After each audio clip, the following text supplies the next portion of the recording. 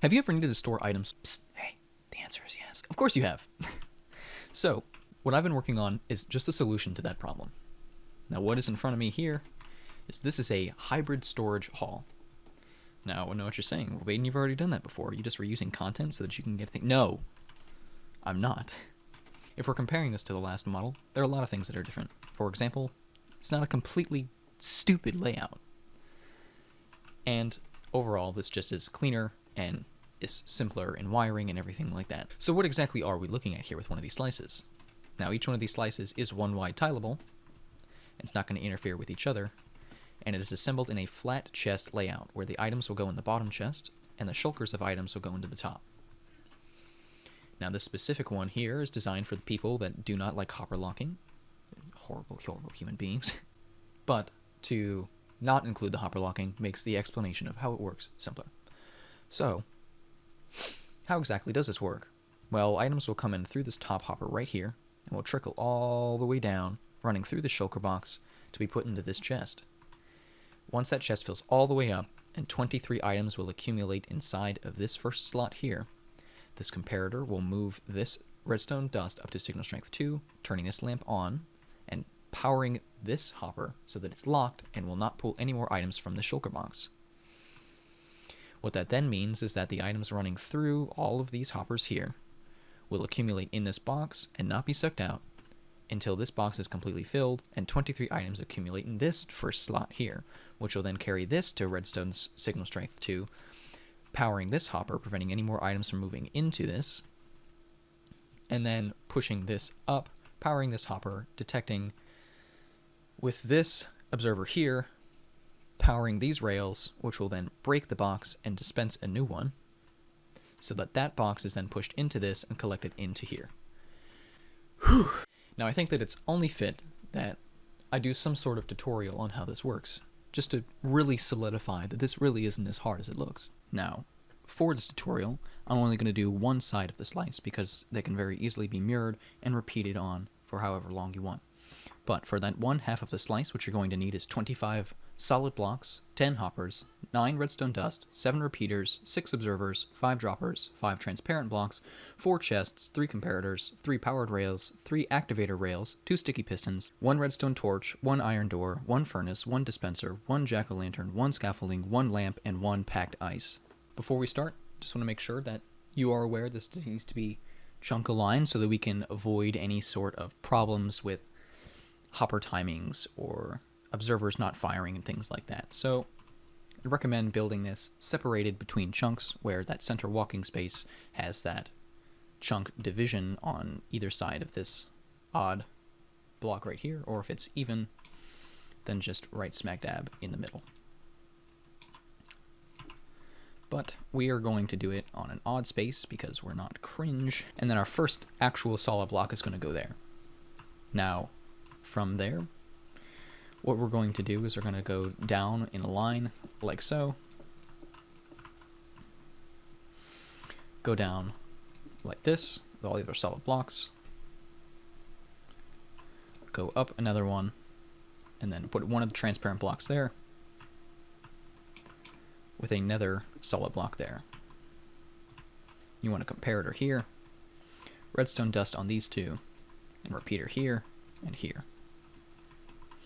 Then we'll take our redstone lamp, put it there, with our jack-o'-lantern behind it, like that. Next we'll take our 4 chests and stack them right there. This is going to be our interface, those 2 chests that you're going to see. Then you want a hopper here and here, a dropper here, with another hopper right there. Alrighty, then you want to put your solid blocks here and here, red repeater there, 2 dust there, and that's the bottom of that part. Then you want to take some sort of other transparent block here, not necessarily required, but it will help with blocking the rest of this off. You want to put a block here, doesn't have to be transparent. Scaffolding here.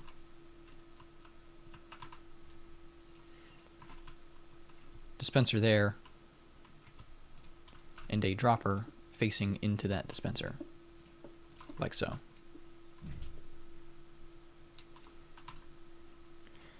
Then you want one of our sticky pistons behind that,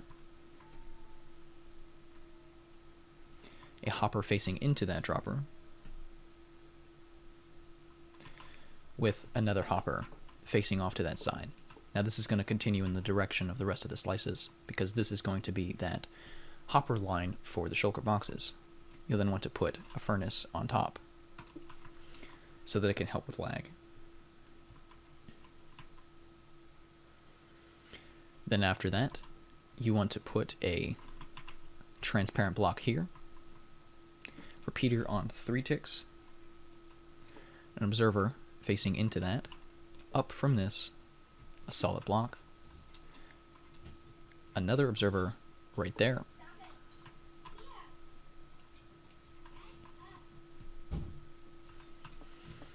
powered rails there, build up from that, like so,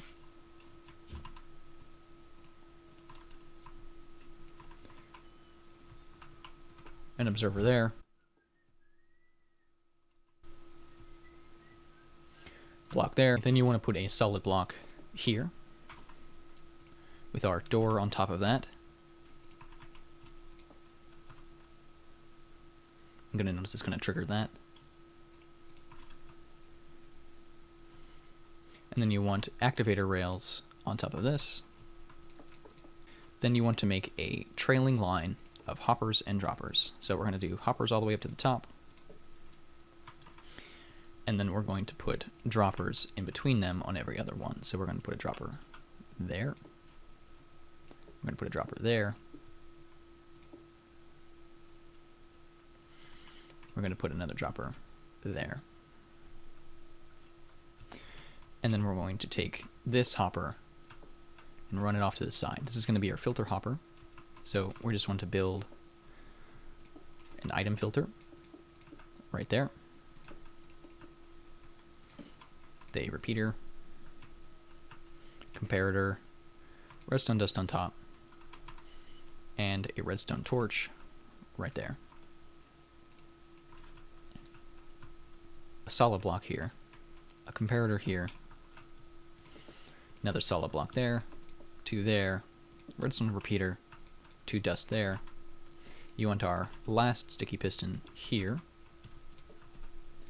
with an observer facing in that direction, saw transparent block there, repeater here, solid block there, observer detecting that, and a solid block there. And then for the final touches, you want to put a packed ice here with a block there to prevent the water from moving that way, and a slab on top of this, like so. And then your final slice should look like this. Now, you want to make sure that you have lots of shulkers for this. It's going to need quite a few so that you can power all the rest of this.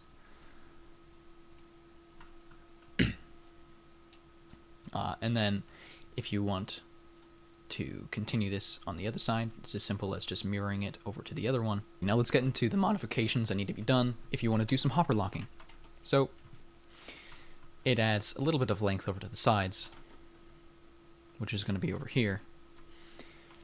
You need a line on top of this to power before you power these lights here, because this prevents this line from being updated and breaking another box. And then you're going to power these hoppers here with this latch kind of system right here. It's all kind of just jumbled together, and it's more of a subjective stance than anything else. You could really lock the hoppers however you want, which is why I'm not going to include a specific tutorial on that. Odds are that if you want to add hopper locking, then you probably can do it better than I can. So now, we finished the tutorial, and we've got everything set up for however many slices that you want to do. This can be tiled as long as you want, and it can be mirrored on either side. Hopefully, this is going to be an inclusion in your world for whatever compact type of storage that you want. Relatively simple, and it's rather dense. That all being said, that's all for this video today. I hope you enjoyed it as much as I enjoyed making it, and I'll catch you guys in the next one. Bye-bye.